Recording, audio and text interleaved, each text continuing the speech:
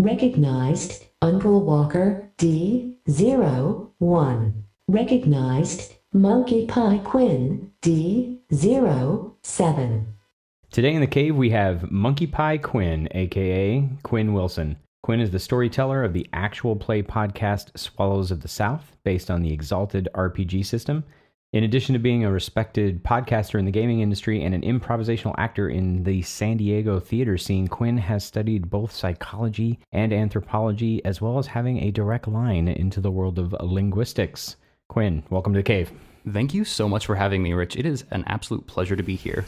I'm so glad you came on the show, man. Before we begin, I want to remind everyone that our discussion episodes draw on anything and everything related to Young Justice, including both seasons of the series, the comics, and even potentially the video game. If you have not seen or read or played all of the material and are spoiler wary, consider this your warning. So with all that, let's dive in. So Quinn, I gave a little bit of an intro there, but tell us a little bit more about what you do and where that link to linguistics comes from. Yeah, I am basically, in my academic life, someone who is very, very interested in the intersection of psychology and anthropology. And over time, I've come to really, really appreciate and love different facets of the anthropological field. One of those being anthropological linguistics or sociolinguistics, depending on the field background of the person that you're talking to. And my older brother, who also watched the entirety of Young Justice, is a master's student in linguistics. And so we spend a lot of time talking about anthropological and linguistic theory. So in addition to the direct and formalized training that I've received through my schooling, I've also received a bit of a buffer and refresher course through various different aspects of sociolinguistics through my discussions with him. Nice. I had a question though. When we're talking about linguistics, when you say linguistics, is your brother bi or multilingual, or is he talking about linguistics in a more general sense? And for that matter, are you bilingual? Do you speak more than one language? I have, living in San Diego, just a little bit of generalized Spanish know-how. Mm-hmm. And per the schooling that I've done, I'm technically an intermediate level speaker of Japanese, but I don't remember most or any of the coursework that I took at this point. So I would say that I am firmly monolingual. Yeah. And so is my brother. He, again, has little smatterings of different stuff here and there. He's taken a little bit more Japanese than I have, et cetera, et cetera. Interesting. But a lot of people hear linguistics and they think that it's people learning different languages. Right, that's what I wanted to ask, yeah. And that's not necessarily, or really generally speaking, what it is. If you want to become a polyglot, the best way to get there is to go and study different languages so that you can learn how to speak them, whereas linguistics is looking at, it's a broad field, but it's looking at the mechanics, components, and interrelationships and functions of language, as opposed to language as these are what words mean, and this is how you put together sentences. Mm-hmm.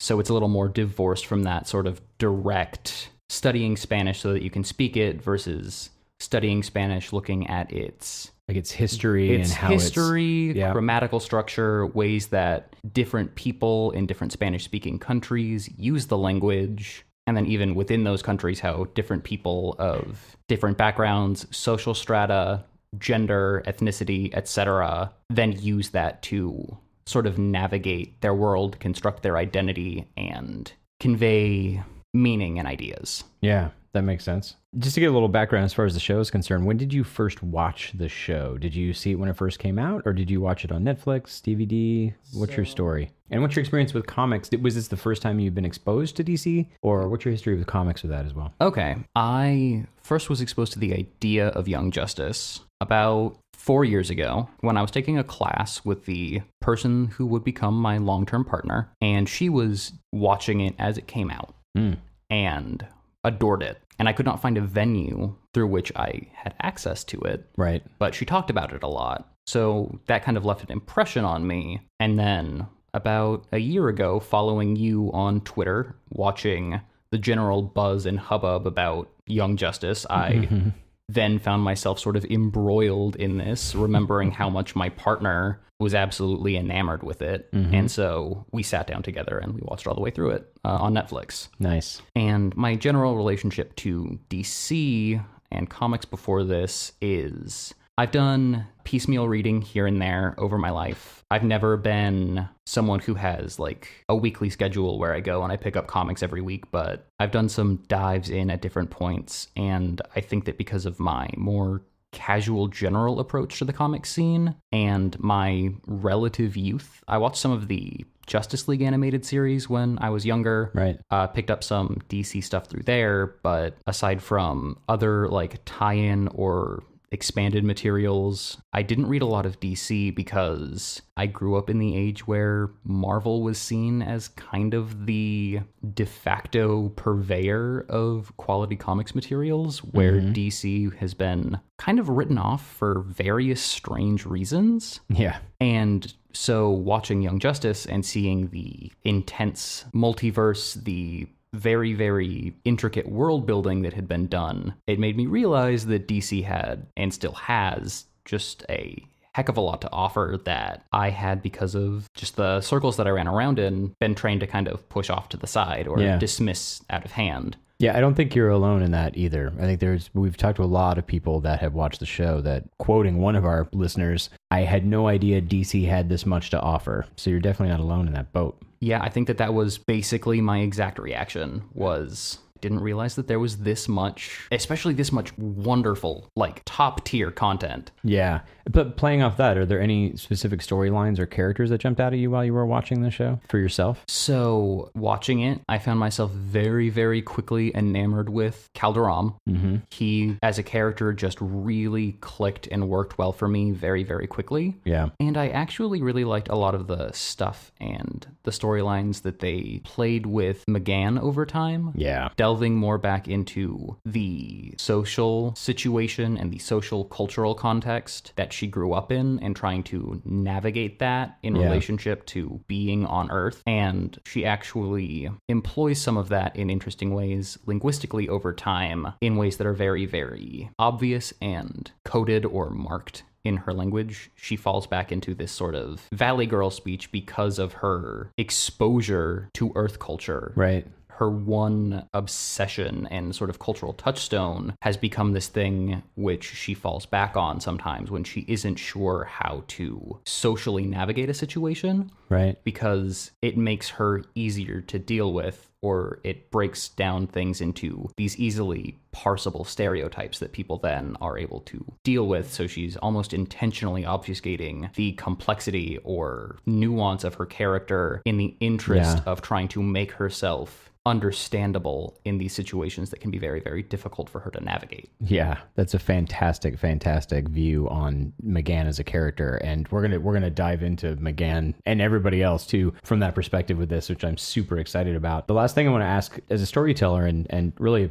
professional gamer, is there anything that you pull from the show that it may have inspired you at all? Have you been interested in doing a superhero RPG, or have you wanted to reskin any storylines or character development points for fantasy or sci-fi games or stories? Well, I will say that I played a wonderful game of Masks: A New Generation with Brandon Leon Gambetta of the Stop Hack and Roll podcast, and some other people, Jeff Stormer and Megan Dornbrock, and going in, looking through the character archetypes, I 100% touched into and played off of my love of both X-Men and then particularly Young Justice. Looking at this game really well scaffolds a lot of the narratives and the ongoing themes of the show. Yeah. And so that was great. And, well, I haven't been tempted to necessarily pull specific arcs or storylines from the show. It has caused me to do a lot of reflection on overall narrative pacing, general beats, and where to place them or where not to place them. And I think that if I hadn't consumed Young Justice, I might not have gotten as interested or dived in as much as I have in my own podcast and general gaming now that I do away from a microphone, in piecing apart and talking to people about character elements, potential character arcs, and then underlying defining conflicts which push those characters so that we have a communal understanding of not necessarily where the character is going to end, because there are emergent elements to gameplay that are not necessarily present in screenwriting. But they do allow you a scaffold and a mutual understanding so that you can create more grounded, engaging thematic content that allows to set the ground for some of that emergent storytelling. Absolutely. That does happen in gaming. Masks is Magpie Games produced Masks, had a very successful Kickstarter, and it just is released to the public now, right? So by the time this releases, you can absolutely go pick up Masks, and I highly recommend it. We'll be talking about it more on the show at various times. We're also planning on doing an AP actual play podcast, as well as a bonus episode series for the show, which should be a ton of fun as well. Awesome. So you kind of mentioned this a little bit before. You and I met after I kept hearing amazing and well-deserved things about Swallows of the South, which is your actual play podcast. But it wasn't until much later that I found out you actually live here in San Diego with me. A lot of the podcasters we know live in Chicago and New York and in Washington, D.C. And the last time you and I got together, we started talking about the use of language in Young Justice, specifically my love of the use of subtitles in real-world languages for a show like this, which takes more time, more thought, more effort, more search for actors who are fluent in these languages, etc., etc. And then they've also taken the time to create Atlantean, Martian, Krolatian, Ronian, a list of other DC Comics languages, even to the point where they created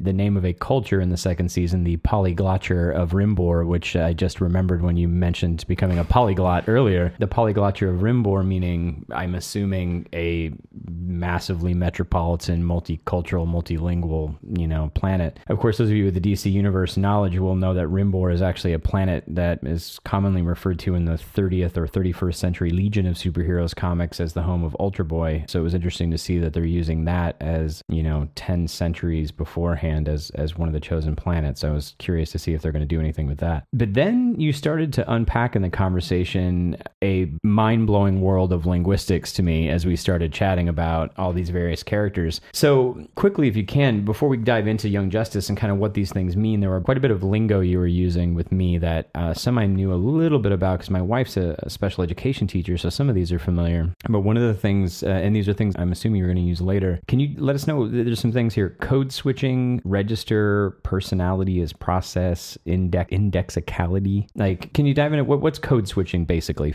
Okay, so this is actually something that's interesting because depending on who you're talking to, you can get two different takes on what is and is not code switching. Some people refer to one type of this code switching as register switching instead, which means I should probably simultaneously define what a register is. Sure. So a register is the idea that you speak differently to different people in different situations depending on context. Okay. You probably address your family in a way that is different from the way that you address your coworkers. You might be more forthright. You might be more, in several ways, you could be more affectionate, but you could also be more direct in addressing certain ongoing issues, what have you, because you have the emotional intimacy and you don't have as much distance. Especially, you're going to speak differently with, for example, a romantic partner than you might a supervisor at work. Sure, that makes sense, right? So it is about navigating relative status with the person that you're talking to through language. And so register is important to understand that it is contextually bound. It depends on context. And a huge important part of that context is relative power and intimacy. Oh, interesting. So code switching, then what's the difference between register switching and code switching? So sometimes you'll see people say that code switching is just generally register switching, where you move between contexts and you change the way that you speak. You usually see code switching referred to during a, quote, single speech event, where one might be talking and then someone else enters the room or the context, which then changes the way that the speaker is speaking. Or something about the context changes. And so within a conversation. Right. So in a classroom, for example, you might have people in the classroom before the teacher has arrived and they are speaking with each other as equals and probably in more socially equal, less rigidly defined ways. But when the teacher enters the room, there is now this element of role disparity that has been introduced, as well as power disparity that is introduced with the teacher entering the room, that then, because of this stratification and because of expected behavior within the classroom context,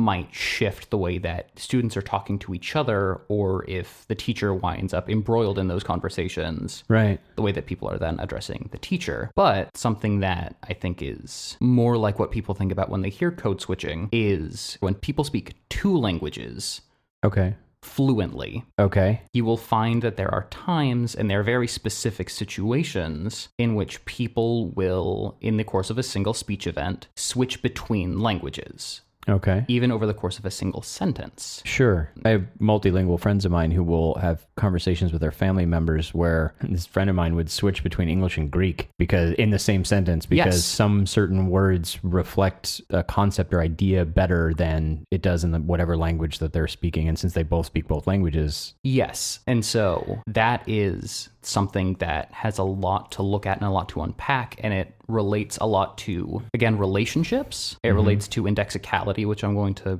break down in a second, and then it also relies very, very heavily on a strong mastery of both languages. Right, You will sometimes see people who are learning a language and they don't know a word. Right. And the difference that you'll see is they'll insert a word from a language that they do know, but it'll usually be incredibly hedged. It'll be, it's like your head. And then they switch back into the language that they are learning, trying to complete that thought in that language. Right, right. Whereas with code switching, it requires linguistic mastery Yeah, yeah. because you aren't interrupting the stream of language in that way. You are not Right. marking it Right. as an error.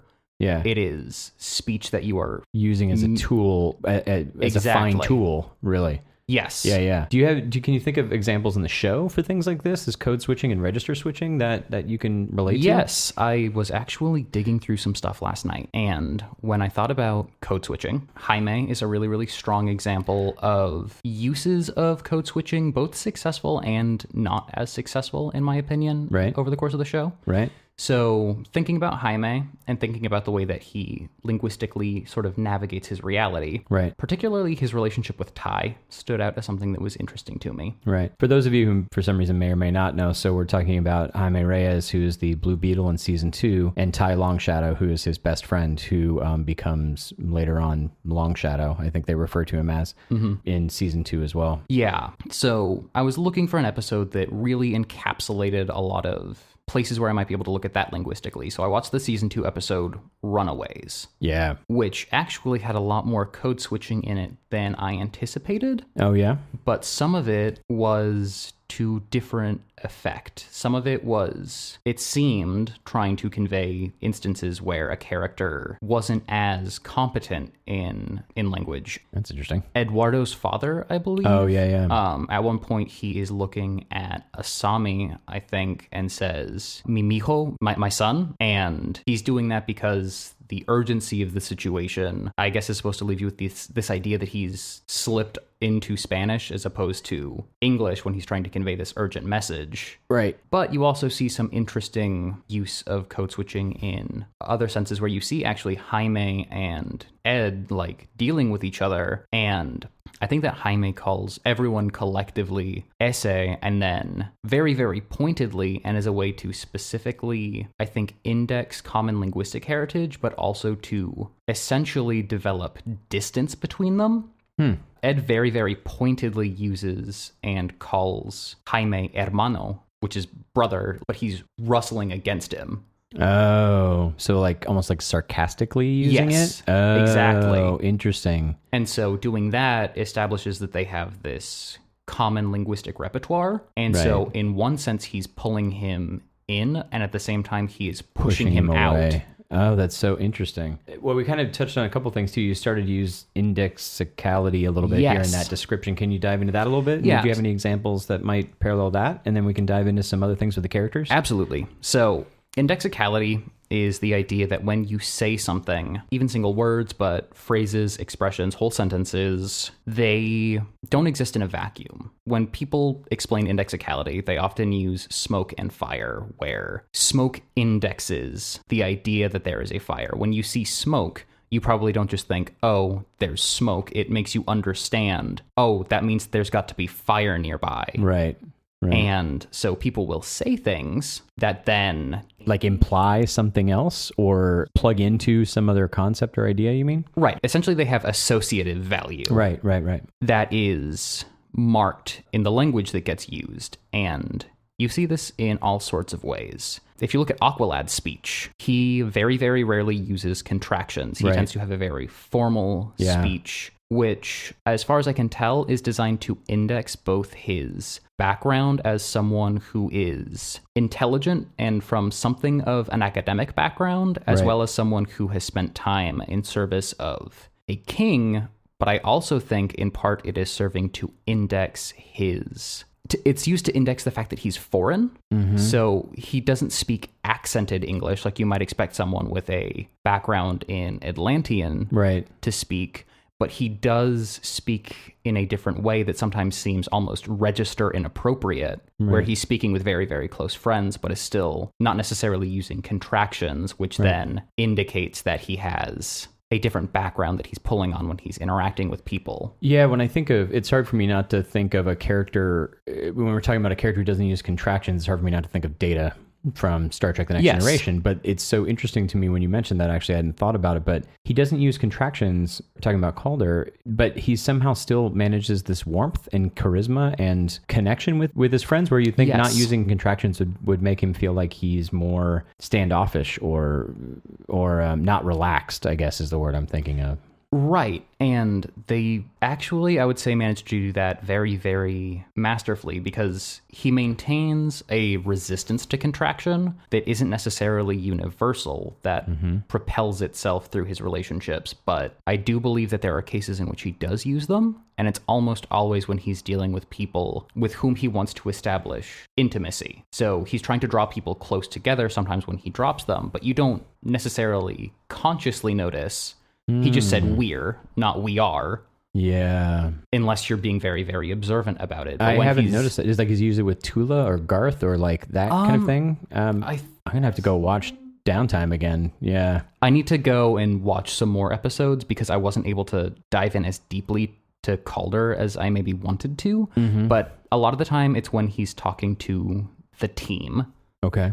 And specifically when he's talking to the team outside of having a sort of superior present. Oh, interesting. Okay. So not like when he's either team leader versus him relaxing in the cave with the team. You're talking about like whether like Red Tornado or Batman or Canary are present. Right. And interesting. It can also reflect his status as leader, because essentially choosing not to use contractions is actively, if not consciously, closing the power distance between him and the person whom he is speaking to. Okay. Unpack that a little bit. That's essentially, if he uses more rigid, formalized language, that is a way in which someone is kept at a sort of distance, because there is indexical value that indicates either intimacy or a casual environment that is associated with using I'll instead of I will. And so using I will indicates that there's an air of formality or rigidity within the situation that is being maintained linguistically through the employment of those words. Whereas when he chooses instead to drop those and use the contracted version of the words, whether or not it's an active recognition in the listener or the audience, it is signaling essentially that there is now less distance there. There's less rigidity. The walls have kind of collapsed a little bit. And so he's closing that distance between himself and his comrades. It makes me wonder, I want to talk to Carrie Payton about this now, who's the voice actor for Aqualad. I'm sure that they've incorporated this idea into writing his dialogue. But I imagine after a period of time, Carrie Payton got used to the character and kind of understood when to flip into and out of certain situations mentally, as an actor is wont to do, right? And as an improvisational actor, like that you were nodding your head while I was saying this. Yes. Yeah. So that's something that I think is really worth noting, because there is a level to which we consciously understand our context and our situation, and depending on that situation, we will sort of switch the way that we speak. But at the same time, we aren't necessarily aware of all of the ways in which we are changing our speech. We just have a sense for what is and is not appropriate and we can't even always necessarily say why. Aside from like, that's just the way that you talk in this situation. Right. Yeah, you're blowing my mind a little bit. I love it. And to get into another interesting point about indexicality, or example of indexicality within the show, I also watched last night the first episode of season 2. Okay. And there's a moment where you see power distance closed repeatedly over the course of about 2 utterances. Oh, okay. Interesting. So after Tim Drake, Lagoon Boy,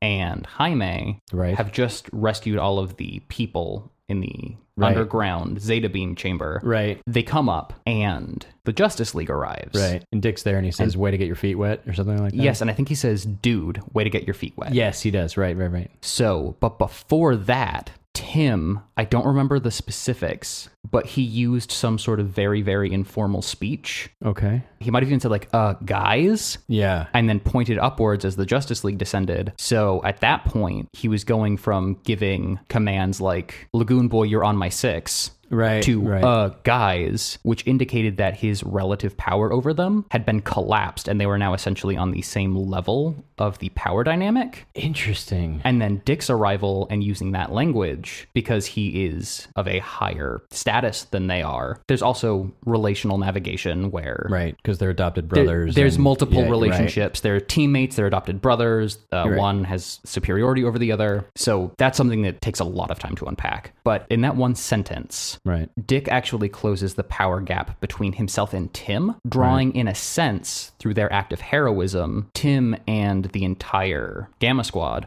closer to Dick in terms of power and by extension the Justice League because he's using this highly informal language which causes that to collapse. Interesting, because when you first said that I was thinking like, oh, so like Tim collapsed his own leadership by changing. You can see the way that his brain thought like, okay, mission's done, Justice League's arrived. Now, as soon as I see people of authority that are not me on my first mission, I can let go of this emergency need to be leader. Exactly. And then, but when Dick comes down and says that, I was thinking like, oh, well, I guess Dick is lowering himself to their level, but you're saying it's the other way around. He's actually saying basically welcome to the team almost, like not like he wasn't before, but like in a different manner. And he actually, I think, is simultaneously doing both because an ongoing thing from that episode was the idea that Superboy, McGann, and Nightwing all explicitly chose not to join the League. Oh, right. Yeah, that's true. But Zatanna and Rocket had. Exactly. So they're maintaining their status as members of the team. And so though Dick is sort of pulling them up, he is simultaneously drawing them closer to the Justice League and pulling himself farther away from them through expressing this affiliation with the team. Yeah. So by distancing himself from the higher tier of power and then closing the distance between the lower tier of power, he's actually kind of bringing the top and the bottom tier closer together. Right. That's so interesting. So let's get back to the team a little bit.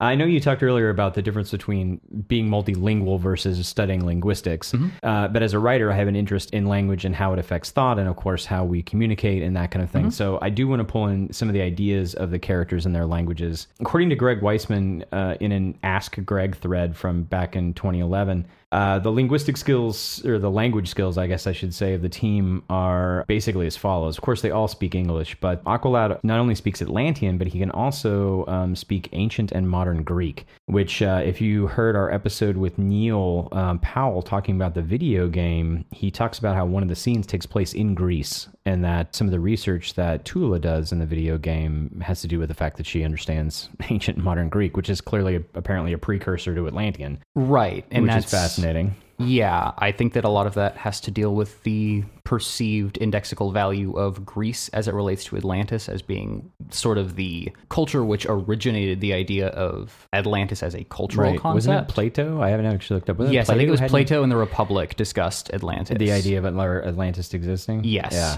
And then there's also like academic value where we imply or we associate ancient Greek with intellect, essentially. Right. Mathematics and other things. Interesting. Miss Martian, of course, English and Martian, but we might touch on, hopefully, as well, the idea that she can telepathically translate languages, how that works and how that affects you, and is it concepts that are being translated, and what if there's no concept in another language? We'll dive into that a little bit. Kid Flash has a little high school Latin. That's nice. Again, indexing.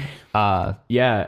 intellect and status. Absolutely. And the Kid Flash in here, as silly as he is also, I mean, hands down, he's right up there with Robin being technical, and Absolutely. they work together to MacGyver through a lot of issues. Artemis, of course, speaks English. She also speaks Vietnamese and French because of her heritage as well. Yep, that's super interesting. Robin speaks English and can get by in French, Spanish, Italian, German, Japanese, Mandarin, Chinese, and his last statement was at least. So he has some passing familiarity with all of those languages at the minimum. But here's the thing that's a kicker for me, and we talk about this in our Drop Zone episode, which blew me away when I first saw it. In Drop Zone, there's a moment where Superboy is overhearing Bane speaking Spanish to one of his minions, and then has a little smile on his face, and it's the moment you realize that Superboy not just speaks Spanish, but it was kind of a mind-blowing moment where you're like, oh my god, of course the genome's implanted possibly every known Earth language into his head via the Matrix, because if he has to take Superman's place, he's going to need to go all around the world to do what they're doing. And it just blew my mind, because you have this character who's this brash, teen angst, focused character who suddenly has this whole new intellectual view. According to Greg specifically, he says speaks many, many languages, Superboy does, including, but not limited to, English, Spanish, French, Korean, Arabic, Russian, etc., he says. So we're going to dive a little deeper into those things. But one of the things I want to talk about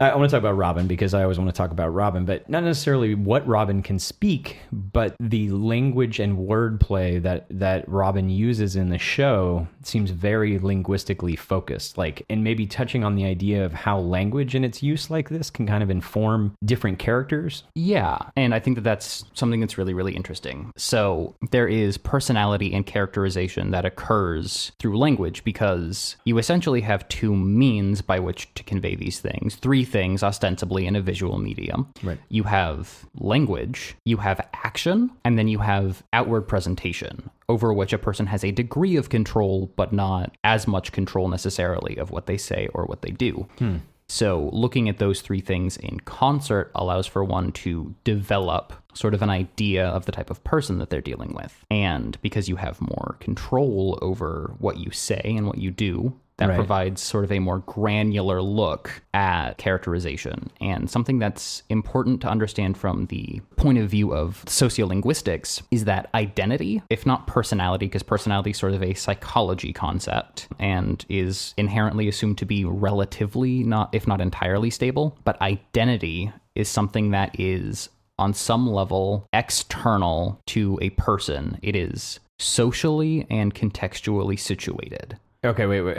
Yeah, I'm going to unpack that. No. I'm just my brain's catching up. Personality versus identity. Yes. I'm sorry, that's fantastic. Okay, yeah, unpack that. I just needed to, go. So personality is sort of this idea in psychology of this relatively stable traits that a person has. Over time, you might see some change, but people will tend across situations to tend towards certain preferences, certain emotional states, certain maybe even cognitive styles, what have you, even if at the state level, like moment to moment, there is difference there. But identity is the way that you are externally portraying yourself, or the way that you are being externally received. Sorry, I hate interrupting you, but I can't not think of McGann in this conversation. Yes. The idea of identity versus personality in this? Yes. Good, let's switch gears then from Robin over to McGann with this. Okay. Is that okay? Can you dive into that a Yeah, little bit? So that's something that with McGann, she's got a lot of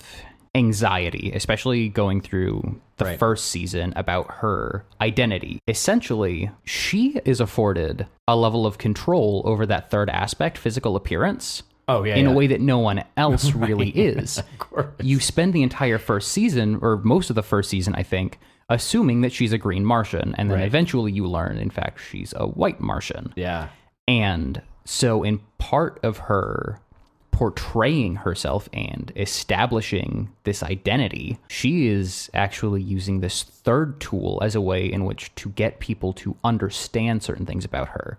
Because she is taking the visual aesthetic of Megan, and has incorporated that even into her Green Martian form, which she is using to actively distance herself from her White Martian identity. And then linguistically, she reinforces that through the use of what is essentially Valley Girl talk. Right. And you'll see her drop into more, I'm not going to say casual, but less archetypal or stereotypical interaction with people as she gets more comfortable with them. Right. And particularly in season 2, her language is totally different. Right. And her appearance, for that matter. I mean, she does little things like she still has that Megan Morse look, but she has like the shorter hair, and like there's little choices she makes. Yes. And it's much, to me, it's very interesting because as opposed to, you know, a normal human, she could cut her hair, but from literally moment to moment, she could choose to have long hair, short hair, spikes on her head. It doesn't matter, but she's choosing this particular look, and keeping it that way for a particular reason. Like she's owning part of that Megan Morse identity, but she's making it her own somehow. I think that that's definitely a part of it. There's also the idea of visual continuity from a storytelling perspective. Right, exactly. But then also I think as a character and in terms of navigating who she is in relationship to other people, maintaining constancy or the illusion of constancy allows for changes that are made to have more relative impact. Right. So you notice that she changed her hair, but if she just suddenly looked like another Green Martian, that would be a little bit more difficult for the viewer to easily grasp, okay, so this is who we're dealing with, right, as well as for the people that she's talking to or dealing with. Right. That's true, because in a way, Megan Morse, or the look that she has, I mean, it's her secret identity when she turns Caucasian, right? But it's what she looks like as a superhero. So if she's going to maintain that personality and be a symbol, like a lot of these heroes are, even though the team still isn't technically a public team, she still wants to maintain that relationship that she has with other people through both a language and like all of these things all piled together. Exactly. And so I think Megan is interesting because it allows you an avenue by which to look at that as someone who has control over certain things that we don't all have control over. Yeah, we can get haircuts, we can buy different clothes, right, but she can change the color of her skin, she can change how tall she is, there's any sort of different things that she... How many arms she has coming out of her head. Exactly. So she is actually able to use this repertoire to index various things about her identity, because indexicality isn't necessarily entirely tied to linguistics, but it is tied into this kind of idea of symbolic capital or symbolic value, where we have associations between things and ideas and then other things and ideas. And so maintaining this Megan Moore's general exterior allows for her to actually make more prominent the things about her which she is choosing now to highlight, and the ways in which she is now choosing to interact with people more salient. Yeah. And something that I think is important to highlight there is that she's changing very little about herself externally. Her internal relationship to herself may have changed. Right. But she is actually leaving most of the work for interpreting what that means to the people around her. Okay. To interpret what it means. She's cut her hair. Quote unquote cut. Yeah, she's like quote unquote cut her hair. Right. And she's quote unquote changed her style. Right. And we have the ability to sort of understand, because of the visual aesthetics, what does that mean? What does it mean now that she has taken this look and altered it? Right.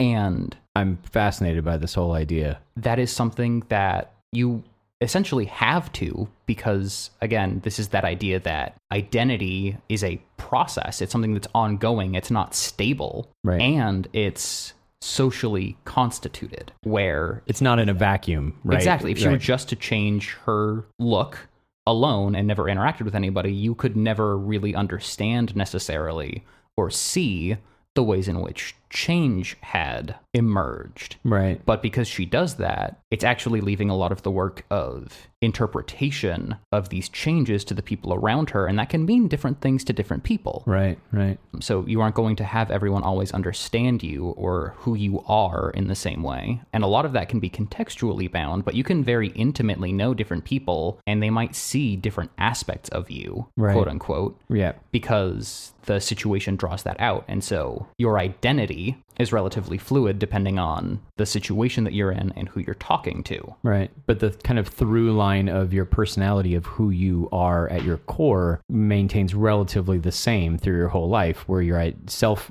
identity and social identity might move around. Right. And that's one of those interesting things where I'm not sure if there's any psychological anthropology research that sort of unpacks that, which I would be interested to see, because personality psychology assumes that personality is a constant. Right. And then even social psychology and then anthropology, sociology, they all sort of assume that the self or identity is nested socially and cannot exist in a vacuum by its very nature. Interesting. If there's, no one to hear the tree fall in the woods kind of a thing. Exactly. Yeah.